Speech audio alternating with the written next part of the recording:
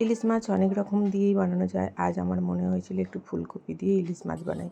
প্রথমে কড়াইয়ে কিছুটা তেল দিয়ে মাছগুলো আমি এপিঠ ওপিঠ করে ভেজে নেবো। বেশি ভাজতে লাগে না ইলিশ মাছ, কয়েক সেকেন্ডের মধ্যেই মাছ ভাজা হয়ে গেছে।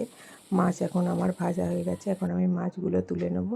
এখন ওই তেলের মধ্যে দিয়ে দেবো কালো জিরে ফোড়ন। ফোড়ন হয়ে গেলে আমি এখন ওর মধ্যে আলু ফুলকপিটা ভেজে নেবো আর দেবো একটা চেরা টমেটো আর অল্প একটু আদা বাটা, কাঁচা লঙ্কা চিড়ে দিয়েছি, হলুদের গুঁড়ো দিয়েছি আর দিয়েছি কাশ্মীরি লঙ্কার গুঁড়ো।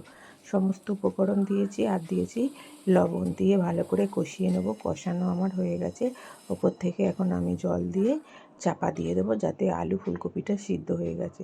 আলু ফুলকপি সিদ্ধ হয়ে গেছে, ওর মধ্যে মাছ আর একটু ধনেপাতা দিয়ে দিয়েছি। অসম্ভব সুন্দর কিন্তু বন্ধুরা এই আলু ফুলকপি দিয়ে ইলিশ মাছ দারুণ খেতে হয়। আপনারাও একবার বানিয়ে খেয়ে দেখবেন, দারুণ খেতে হয়েছিল।